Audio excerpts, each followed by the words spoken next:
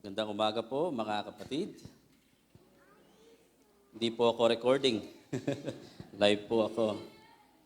I hope recording na nga lang dahil mas madaling mag-record ng Jesus is Waiting na walang nakatingin at nakakakita.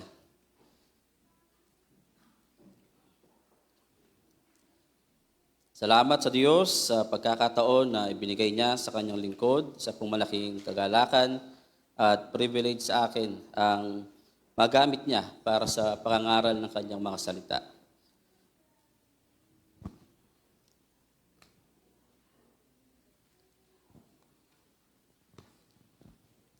Ayan po. Sa ating paninimula, nais ko lang sabihin na ang Pilipinas ay nasa krisis ngayon.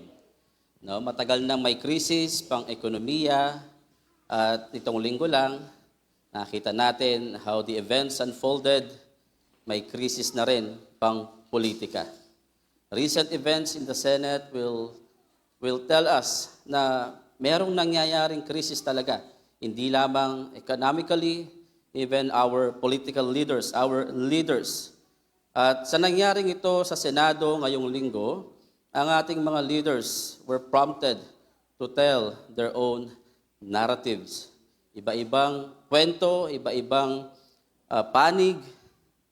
At ang ugat, malamang ay nasubaybayan ninyo, ay ang pag-serve ng warrant of arrest at tangkang pagdakip kay Senator Bato de la Rosa. Ayaw ko pong sabihin sa inyo ang aking political views and opinions dahil sa palagay ko ito ay insignificant. Pero ang mas interesting sa akin ay yung ginawang move ni Senator Bato na nag-file siya ng TRO sa Supreme Court. In other words, ang ginawa ni Senator Bato, he appeals to authority. Ginamit niya ang kanyang mga remedy para umapila sa otoridad, sa may karapatan at may kapangyarihan. Here we observe that in any confrontation, in any discussion, and in any argument is a matter of authority. Totoo yan hindi lang sa ating bansa, totoo rin yan sa ating mga bahay, sa ating mga tahanan. Ano man ang usapin ay usapin ng otoridad. Totoo yan sa church, totoo yan sa workplace. At pagka hindi natin pinaira lang anumang otoridad, chaos will happen. And during the last week of Jesus' ministry, yung tinatawag na final moments, so yung final week leading to His crucifixion, we will see that there is a clash of authority. No? Parang merong isang royal rumble. Parang merong isang match. It's everyone against Jesus. Makikita natin sa ating text, and I invite you once again to open with me in Matthew chapter 21, verses 28 to 32. Mateo 21, talatang 28 hanggang 32. Matthew 21, 28 to 32. Sabi sa verse 28, ano sa palagay ninyo? May isang taong may 2 anak na lalaki, lumapit siya sa nakatatanda at sinabi, anak, pumunta ka ngayon sa ubasan at magtrabaho ka roon. Ayoko po, tugon nito. Ngunit nagbago ito ng pasya at nagtrabaho sa ubasan. Lumapit din ang ama sa ikalawa at ganon din ang kanyang sinabi at tumugon ito, opo, ngunit hindi naman pumunta sa ubasan. Sino sa dalawa ang sumunod sa kalooban ng kanyang ama? Ang nakatatanda po, sagot nila. Sinabi sa kanila ni Jesus, tandaan ninyo, ang mga maniningil ng buwis at ang mga bayarang babae ay nauna pa sa inyo na makapasok sa kaharian ng Diyos, sapagkat naparito si Juan at itinuro ang pagsunod sa kalooban ng Diyos at hindi ninyo siya pinaniwalaan. Ngunit naniwala sa kanya ang mga maniningil ng buwis at ang mga bayarang babae. Nakita ninyo ito, subalit hindi pa rin kayo nagsisit tumalikod sa inyong mga kasalanan at hindi rin kayo naniwala sa Kanya. Ito ang salita ng Diyos. Tayo po ay manalangin. Aming Ama, tulungan mo kami sa aming pagtunghay sa iyong salita. O Banal na Espiritu, na may mangaral ka ng mas mainam na sermon kaysa sa inihanda ng iyong lingkod. May panalangin, buksan mo ang aming isip at puso tungkol sa hiwaga at sa kamanghamanghang ebanghelyo ng aming Panginoong Yesus. Sa pangalan ni Yesus, itong aming panalangin. Amen. Gaya na sinabi ko kanina, ang eksenang ito ay final moments o final week ng ating Panginoong Yesus bago siya maipako sa krus. Ang larger context ito, sa chapter 21, makikita natin na tumitindi yung tensyon. No? Nagpasimula sa chapter 21 verses 1 to 11 kung saan si Jesus ay pumasok sa templo sakay ng isang asno. At ang mga tao ay naglatag ng mga balabal at mga dahon at sinisigawang Hosanna to the highest. Pagkatapos noon, pumasok siya sa templo at anong ginawa? Itinaob niya yung mga lamesa at pinagtataboy niya yung mga namimili at nangangalakal doon. Pagkatapos noon, sa sumunod na araw, nagutom si Jesus, papunta sa templo, nakita niya yung igos o yung fig tree na punong-puno ng dahon. Nung kanyang lapitan ay wala namang bunga. And he curses the tree, symbolic, that gesture is a symbolic judgment sa bansang Israel. At pagkatapos noon, sa verses 23 to 27, pumasok siya sa templo at nagturo at challenge siya ng mga religious leaders. Ito yung sinasabi kong clash of authority. Nagkaroon ng royal rumble, everybody, all of the religious leaders combined versus Jesus. Picture niyo yun para nanonood kayo ng wrestling, ng WWE, o kaya nanonood kayo ng boxing, lahat ng Hall of Famers nagsama. Hindi si Pacquiao ang kalaban, pero lahat sila versus Jesus. Ganito yung eksena, ganito yung picture. Parang, imagine nyo may tao dumating sa Solid Foundation Baptist Church, tapos lahat ng pews na yan ay pinagtatabi niya, i-rearrange niya, lahat ng instrument na ito, tinanggal niya, tinira na lang yung piano. Ang tanong ko ay, ano kaya ang itsura at mukha ni pastor at ng mga deacons pag nakita nila siya? And then, yung tao na yun, bumalik the following day at tumayo sa pulpito at mangangaral. Ano kaya ang itatanong sa kanya ng ating mga leaders? Malamang itatanong, kaninong authority, kaninong kapangyarihan mo ginagawa ang mga bagay nito? At ganito po yung situation sa ating passage. Kung makikita natin, ang mga atake, the punches of the religious authorities will come in form of questions. Yung kanilang mga pag-atake kay Jesus ay nakabalot sa mga katanungan. Ano yung katanungan? Ito yung unang tanong nila at nag-respond si Jesus by asking them another question, a counter question. They refused to answer, and he told them 3 parables, 2 of which are about the question they asked. Pero sa araw na ito, isang parable lang muna. Next year na yung pangalawa, then 2 years from now na yung pangatlo. Pero ano yung tanong nila? Balikan natin, verse 23. Pagbalik ni Jesus at nangangaral sa templo, abay, siguro ang tanong ng mga religious leaders ito, lakas naman ang loob mong bumalik pagkatapos mong pagtabuyan yung mga negosyante sa templo. Verse 23, sabi nila, ano ang karapatan mong gumawa ng mga bagay na ito at sino ang nagbigay sa iyo ng karapatang gumawa nito? Ang kanilang tanong, what authority are you doing these things? Ano yung these things? Yung pagtataob sa lamesa, pagpapalaya sa mga magbebenta, at yung kanyang pangangaral sa templo na para bang wala siyang ginawa the following day. So ito yung kanilang tanong, anong karapatan mong gumawa ng mga bagay na ito? So this question actually is not improper. Remember, itong mga pari na ito at mga elders ng temple, they've been there for centuries. Ibig ko sabihin, sila yung nangangasiwa sa templo. They offer sacrifices, and they manage the temple rituals, etc. And then someone will turn the table and teach in the temple that they so love. Sa kanila, this is their holy cow. I mean, ito yung pinakabanal na lugar sa kanila. Then suddenly Jesus came.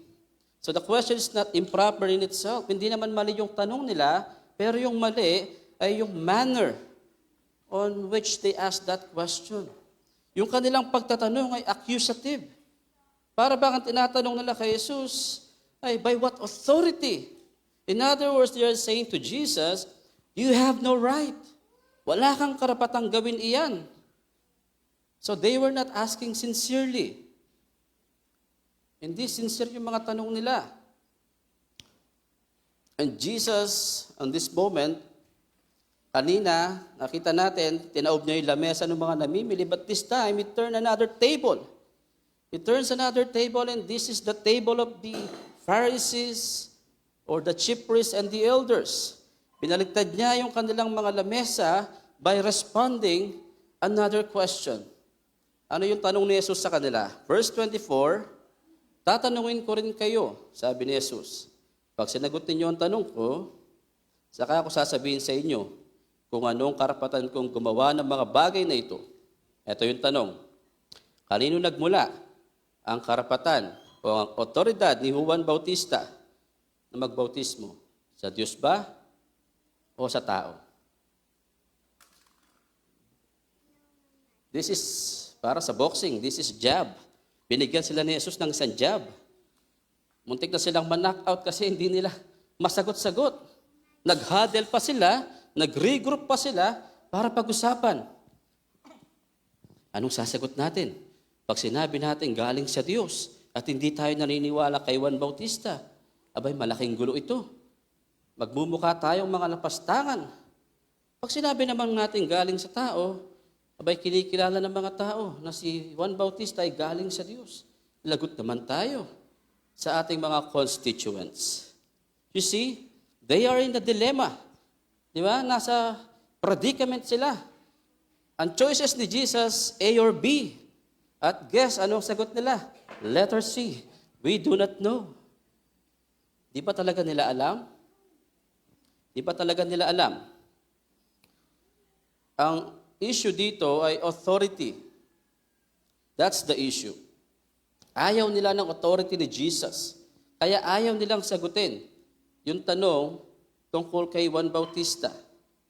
It is not ignorance per se.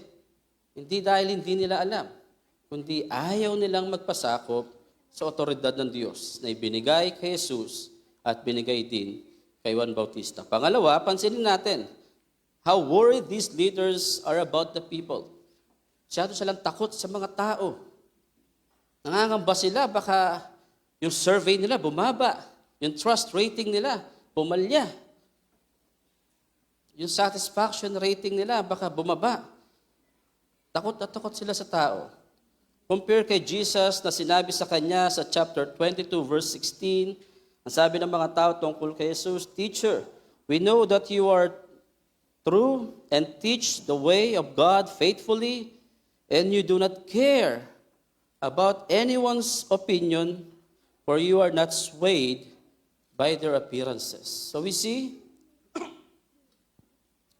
ang isang test ng leadership is sometimes you have to make difficult decisions even if that decision is not popular. Itong mga tao na to, they choose the popular way. Compared to Jesus, Jesus does not fear the crowd. Pangatlo, sa sagot ni Jesus, o kaya sa kanyang pagsasalaysay ng talinghaga, Jesus gives an indirect but real answer. Sa ating pag-aaralan, sasagutin mismo ni Jesus yung tanong niya kung saan galing ang otoridad ni Juan Bautista indirectly through this parable. And what John said about Jesus was the answer to their question. Sasagutin ni Jesus sa kanyang talinghaga ang dalawang tanong. Una, what authority are you doing these things? Yung tanong ng mga religious leaders. And secondly, Jesus also will answer the question that he posed to them, by what authority John is doing his ministry. Is it from God? Is it from man? Makikita natin yon because first and foremost, the message of John is about Jesus. Let's check Matthew chapter 3 verse 11. And this is the message of John. Sabi niya, I baptize you with water for repentance. But he, patungkol kay Jesus, he who is coming after me is mightier than I, whose sandals I am not worthy to carry. He will baptize you with the Holy Spirit and fire, and his winnowing fork is in his hand, and he will clear his threshing floor and gather his wheat into the barn. But the chaff he will burn with unquenchable fire. Another text, sabi niya sa John chapter 1, verses 23. Again, this is the message of John about Jesus. Ang sabi niya, he said, I am the voice of the one crying out in the wilderness, make straight the way of the Lord, the way of the Lord, as the prophet Isaiah said. And in verse 29 and 30, sabi ni John, the next day he saw Jesus coming toward him and said, behold, the Lamb of God, who takes away the sins of the world. And this is he of whom I said, after me comes a man who ranks before me because he was before me. So ano makikita natin? The ministry and the message of John the Baptist is about Jesus. So Jesus saying that John the Baptist's ministry is from God is also telling them that my authority is from God. Palagay nyo ba tatanggapin nila ito?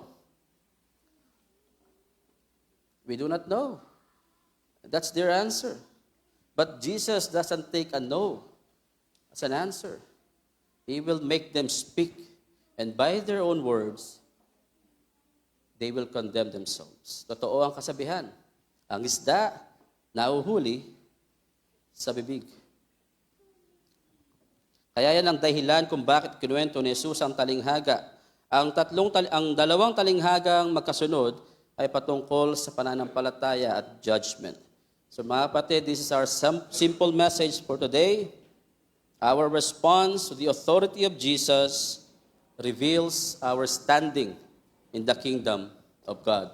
Our response to the authority of Jesus reveals our standing in the kingdom of God. Ang ating pagtugon sa pamamahala sa paghahari ni Jesucristo ang naghahayag kung ano ang ating katatayuan sa kaharian ng Diyos. Ang ating tugon, our response to the authority of Jesus will reveal where are we standing in the kingdom of God? Are we in the kingdom or are we out of the kingdom of Jesus? Dalawang bagay lang po ang ating titignan. Una, Jesus' kingly authority welcomes repentant sinners. Niyayakap, tinatanggap ni Jesus ang makasalanang nagsisisi. Pangalawa, Jesus' kingly authority exposes hardened unbelief. Niyayanig, nilalantad ni Jesus ang mapagpanggap na paniniwala. Jesus' kingly authority exposes hardened unbelief. Una, tignan natin, Jesus' kingly authority welcomes repentant sinners. Niyayakap o tinatanggap ni Jesus ang mga makasalanang nagsisisi. Pansinin po natin dito sa talata, sa talinghaga, very clear that the father in the parable represents God. At yung unang anak, the I won't but did boy, it represents yung tax collectors and the prostitutes. Who in the end, sabi ni Jesus sa dulo, naniwala sila sa message ni John the Baptist. Pansinin niyo po una, yung utos ng ama. Tingnan natin, verse 28, sabi niya, lumapit siya sa nakatatanda at sinabi, anak, pumunta ka ngayon sa ubasan at magtrabaho ka roon. This is a command from a father. And this is not just a command. This is not a tyrannical command. This is warm, sweet, and loving command. Sabi niya, anak, pumunta ka ngayon sa ubasan at magtrabaho ka roon. Ano ang sagot ng unang anak? Ayaw ko. Ayaw ko. Lapastangang sagot. Diretsa, pagmataas, at rebelding sagot. And according to Jesus, the first son ay yung mga prostitutes at mga tax collectors. Yung mga tax collectors sa kanilang kultura ay rightly condemned dahil sa kanilang pagtatraidor sa kanilang bayan. Sounds familiar, no? They are guilty of traitorous collaboration with Rome. and they are greed for gain. Si Zacchaeus, maalala niyo, one of the tax collectors, pag naniningil siya, ay doble, triple. Dahil pag di sila nagbayad ng tax, ipapasara niya yung kanilang hanap buhay. Kaya sabi niya, nang na-encounter niya si Jesus, sabi ni Zacchaeus, kung meron man akong naisahan, meron man akong nagulangan, ibabalik ko ng makatlong beses. Kung ganun karami ang kanyang ibabalik, we can only read between the lines na ganun din ang kanyang ninakaw. 3 or 4 times. So these tax collectors are rightly condemned for their traitorous collaboration, while the prostitutes, they were condemned for their sexual immorality. These prostitutes and these tax collectors, they were defiantly said to God, "We will not obey your word." Ayaw ko. Pero napakaganda nung kasunod. Sabi niya, ngunit nagbago ang kanilang isip at sumunod. Na-capture ng King James Bible yung word na they repented. Sa ESV ang sabi na he changed his mind. So these tax collectors and these prostitutes, itong mga hayag na rebelde at mga lapastangan na ito, when they heard the preaching of John the Baptist, the way of righteousness, about repentance, about the coming king, they listened, nakinig sila, pinag-isipan nila, at bandang huli, nagbago sila ng isip, nagsisi sila, at tumalikod sa kasalanan. So one lesson we can learn from these tax collectors and prostitutes is this: God opens heaven's gates to the worst sinners who repent, but locks them tight against the most religious hypocrites who do not repent. Binubuksan ng Diyos ang malawak na pintuan ng kaharian ng langit sa makasalanang nagsisisi. Subalit pinipihid dito. Nilalak ng Diyos ang pintuan para sa mga religious hypocrites who do not repent.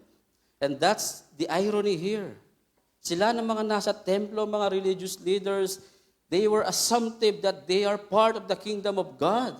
But Jesus said, nauuna pa sa inyo yung mga tax collectors and prostitutes. So we see that God's kingdom is composed of good and bad sinners. Good and bad sinners. So Jesus did not come for the healthy.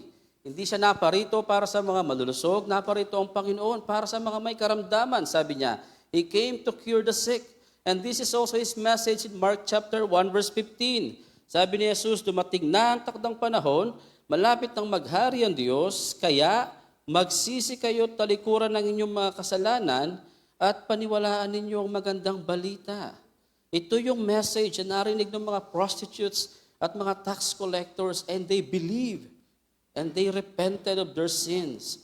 And this message, this is the message that the religious hypocrites hate. Repent. Believe. And look at us. We know the 10 Commandments, we know all the commandments, we know all the rituals, the covenants of God. Why we repent? Do we hear ourselves speaking in the language of these hypocrites?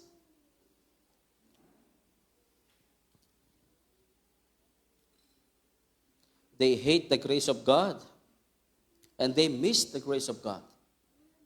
In fact, they did not submit to the authority of the king. And they even asked him, "What authority do you have?"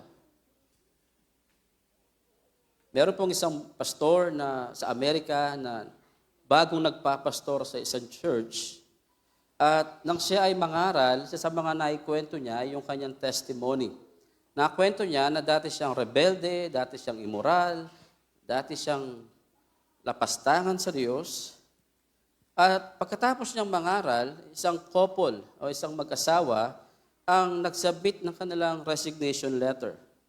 Tinanong ng pastor, bakit po kayo magre-resign bilang miyembro? Bakit kayo lilipat ng church? Alam niyo po yung sagot ng mag-asawa? Hindi namin kayang magpasakop sa isang pastor na dating immoral, na may madilim at makasalanang nakaraan. Nalungkot po yung pastor. Hindi dahil sa accusation sa kanya, pero dahil doon sa mag-asawa, they missed the grace of God. They look for perfection and they missed the grace of God. Mga kapatid, warning ito sa atin. Mag-ingat tayo sa critical spirit.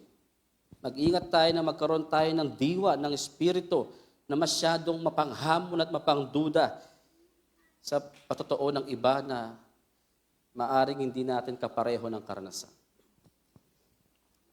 Nakikita ko po yung aking sarili sa unang anak. Sasabihin ko po ito, sana walang magre-resign pagkatapos niyong marinig ito. But just like them, just like the first son, I was a thief, a rebel. I am a notorious sinner, at least sa aking sariling standard. But I praise God. I heard the message of the gospel. Well, hindi lahat sa atin, dramatic yung ating conversion. Maaari yung iba ay pinalaki sa magandang tahanan, sa Kristiyanong pamilya at naging exposed sa church. At di mo masyadong ma-appreciate yung grace. Kaya when you hear stories of conversion from rebels to servant, masyadong nakikiliti yung tenga mo. Nung nagpunta kami sa Makapagal, at actually mag-iisang taon na yung gawain sa Makapagal, pero nung unang-unang pag-share namin doon, witness Brother Joel Medina rito, hindi namin alam kung totoo yung emotion ng mga kapatid. But they are telling their immoral lifestyle. They are telling to us yung kanilang mga rebellious lifestyle. Alam niyo po, pagkatapos ng mga ilang linggo, hindi lang isa, dalawa, o minsan mas dumarami pa yung nagsasabi. Meron tayong kapatid na nagsabi doon na, I used to be this. And sabi nung isa, I used to be that. Dati akong alipin ng puot at galit na galit, hindi kayang magpatawad sa aking mga magulang. At tinandaan ko, sabi niya, maging sa aking burol, ayaw ko silang makita.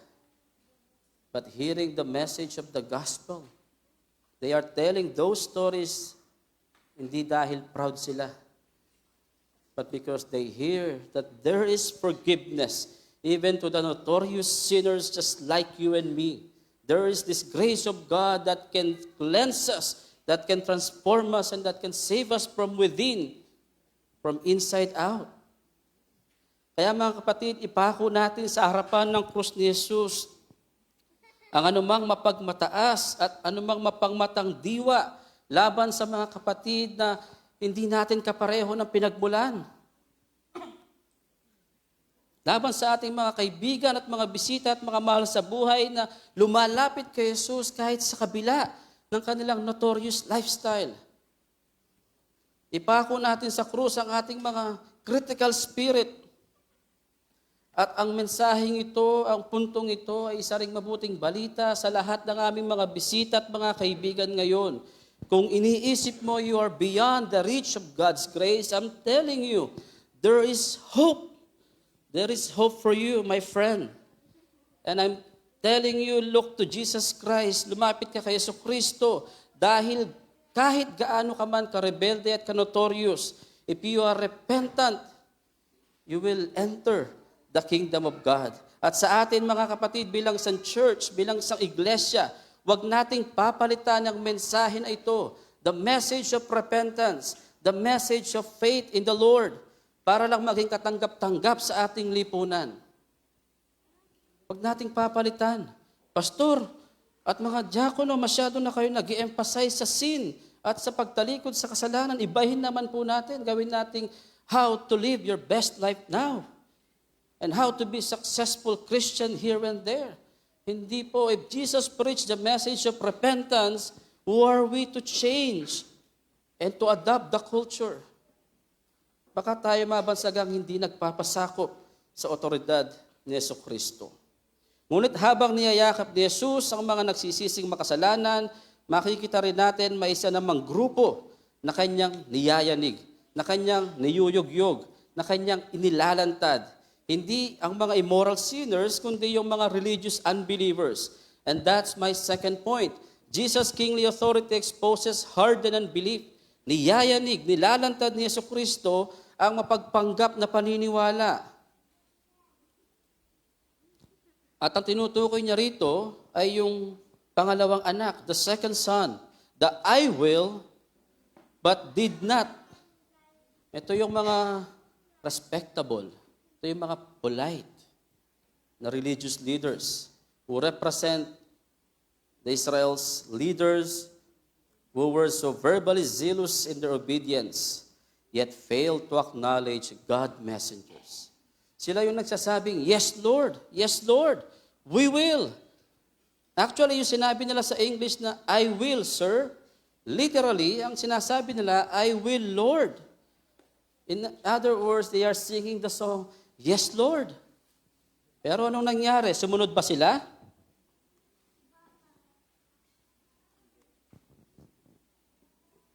Hindi po sila sumunod.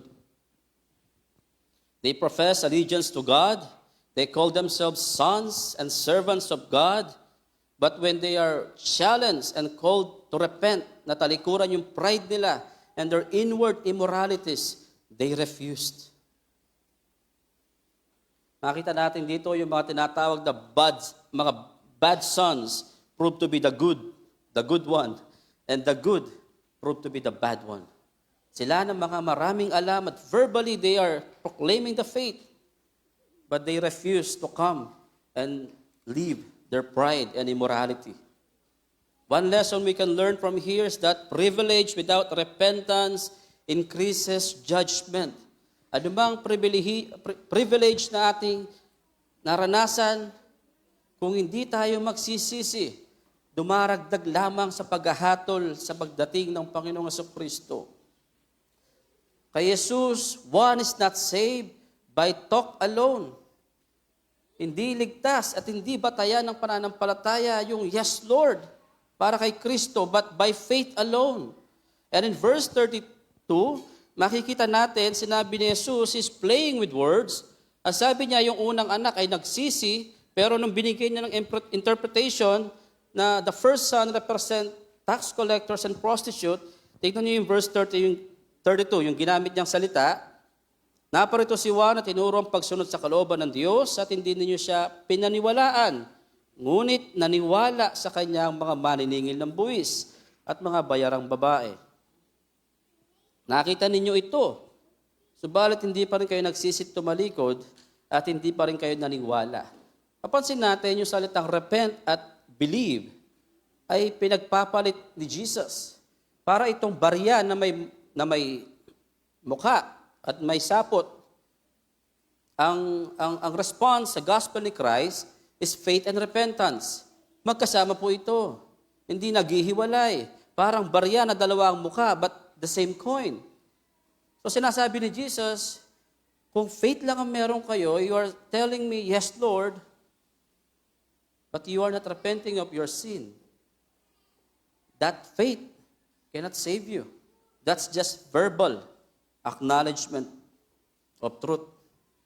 But that faith, the faith that really saves is never alone. Because that faith, sabi ni James, obeys the word of God, obeys the will of God, and obeys the voice of God. So verbal save is not saving faith, but doing faith is the real saving faith.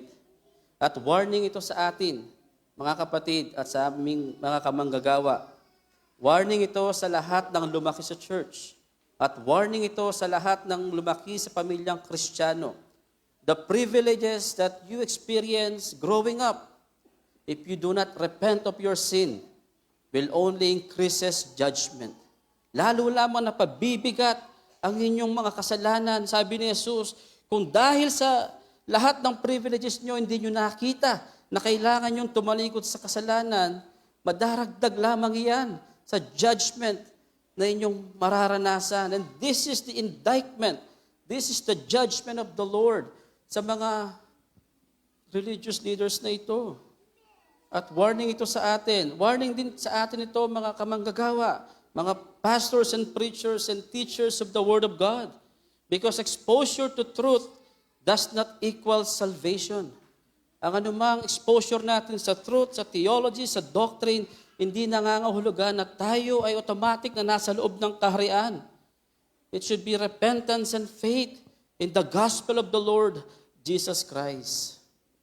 Merong isang magandang kwento at the same time medyo nakakainis, yung kwento ng conversion ni Elias Kitch. Sa Tagalog, Elias. Pero taga-England kasi siya. Elias Kitch na anak ng isang famous Baptist preacher na si Benjamin Kitch. Lumaki siya sa isang spiritual privilege na pamilya. Ang tatay niya, pastor, theologian, nagsusulat ng mga hymns. Baka nandyan yung isa sa mga hymns na nasulat ni Benjamin Kitch. At maraming alam itong anak, si Elias. Si Elias Kitch, marami siyang alam tungkol sa Bible. Pero naging rebelde siya. Lumayas siya at nagpunta sa Amerika. Sa Amerika kasi, sa England sila, nagpunta siya ng Amerika. Kahit sa Amerika, kilala yung tatay niyang sikat na pastor and preacher. Kaya nagpunta siya sa Amerika dahil wala siyang pera, alam niyo ginawa ni Elias Kitch? Nagpanggap siyang pastor. Impostor siya. At pinagkakitaan niya ang mga tao. At totoo naman, dahil nga tatay niya ay pastor, marami sigurong libro sa library, maka binabasa niya ito, meron silang worship, family worship every night. Maraming alam itong si Elias Kitch. Nangaral siya tungkol sa kasalanan, nangaral siya tungkol sa impyerno, nangaral siya tungkol sa pagsisisi, pero puro head knowledge lang. At habang nangangaral siya, parang ganito, habang nangangaral siya, pumilos ang banal na spirito sa kanya. Ang gospel na ginagamit niya para mandaya, iyon mismo ang tumama sa puso niya. Bigla siyang tumigil sa pangangaral, umiyak, at inamin sa harap ng church na hindi siya pastor, siya siyang impostor. At doon, tunay siyang nagsisi at sumampalataya kay Kristo. Na-convert siya sa sarili niyang preaching. Habang ginagawa ko ito, kinakabahan po ako. Baka ma-convert ako sa sarili kong preaching. Ako bigla akong umiyak. Mga kapatid, huwag tayong magtago sa likod ng religion, sa likod ng knowledge, sa likod ng Christian background, o sa likod ng ating mga ministry involvement. Ang lahat ng privileges na nararanasan natin, if we do not believe and repent of our sins, hindi tayo makakapasok sa kaharian ng Diyos. So the question that we should ask ourselves, tunay ba tayong nagsisisi, tumalikod sa ating mga kasalanan at sumampalataya kay Kristo? Pag tayo na lang mag-isa, pag wala nang nakakakita, pag wala nang mga mata ng mga kapatid na nakatingin sa atin, who are we? Sino tayo pag wala nang nakatingin? Itong talinghagang ito ay dinadala tayo kay Jesucristo. Siya ang tunay at perpektong anak na lubos na sumunod sa Ama. Tayo ay pumalya, tayo ay nagrebelde one way or the other. Pero si Kristo ay naging masunurin hanggang kamatayan sa krus. At sa pamamagitan ng kanyang kamatayan at muling pagkabuhay, ang mga rebeldeng kagaya ko at kagaya ninyo ay maaaring mapatawad, mabago at matanggap sa kaharian ng Diyos. Ang mga kapatid, ang tanong sa atin ay, religious ka ba? O baka ang mas bagay na tanong sa atin ay, paano ako tumutugon sa paghahari ni Jesus? Tayo ba'y nagpapasakop sa paghahari ni Jesus? Saan tayo nakatindig? Are we standing in the kingdom or are we standing outside the kingdom? Yan ang tanong na gusto kong iwanan sa ating lahat. At sana sa aming mga bisita at mga panauhin, sa aming mga mahal sa buhay, na hanggang ngayon ay wala pa kay Kristo. Sana ngayong gabi ay di kayo makatulog hanggat hindi nyo nakikita ang kasagutan sa tanong na Paano ka tumutugon sa paghahari ni Jesucristo? Dahil ang ating pagtugon sa pamamahala ni Jesus ang siyang magpapakita kung tunay tayong kabilang sa kaharian ng Diyos. At tandaan natin, niyayakap ni Jesus ang makasalanang nagsisisi. Ngunit sana, yanigin ni Jesus ang sino mang magpapagpanggap, ang sino mang nagtatago sa balat ng relihiyon ngayong umagang ito. Kaya habang may pagkakataon pa, magsisi tayo at sumampalataya sa ating Panginoong Jesucristo at magpasakop tayo sa ating naghaharing Panginoon. At sa ating lahat, mga kapatid ko, this is our greatest motivation. We do ministry, we serve God, we fellowship with others, not because we want to be good, but because in spite of our badness, God saved us. Because of the gospel, God redeemed us, God transformed us, and is not yet done to us. He will glorify us until the day of His coming. Sana iabot natin ang kamay ng pakikipag-fellowship sa ating mga kapatid na lumalapit kay Kristo, bagamat hindi natin kapareho ng upbringing at background. Nais ko rin i-plug sa inyo, salamat sa Diyos sa mga kapatid na WMU na nagnanais na abutin at maka-fellowship ang ating mga kapatid sa Makapagal. Magkakaroon sila ng fellowship sa last Saturday nung buwan na ito. I hope mga WMU ay makasama tayo, maka-fellowship natin ang mga kapatid na gaya ng ating binasang talinghaga. They were once rebellious and notorious sinners, but because of Christ, because of the Lord Jesus Christ, He saves them. I hope to extend the hand of fellowship sa ating mga kapatid. Let us pray. Our good and gracious God, we thank you for the message of your word. Thank you for the gospel of Jesus Christ, the stories of grace, the stories of redemption and mercy. We pray, Lord, that we may be found submitting to the authority of Christ. And we keep on believing and keep on repenting of our sins. Help us, Lord, to reveal the gospel to us and make it our motivation. That our only hope in life and death is Jesus Christ and Him alone. We also pray, Father, sa aming mga kaibigan at mga kapatid, mga panauhin na hanggang ngayon ay wala pa sa kaharian ni Jesucristo. We pray na yugyugin mo, Diyos. Buksan mo ang kanilang isip at puso that they may come to the Lord Jesus Christ in repentance and faith. Even sa aming mga bisita na sa palagay nila, they are beyond the reach of grace. May this message bring sound of hope. Ibigay ito ng hope sa kanila that even them like us can come and be part of the kingdom of Christ. We hope that you open their hearts. They may come to the Lord Jesus Christ. Thank you for your word. Thank you for your word, O God. In Christ's sake, we pray.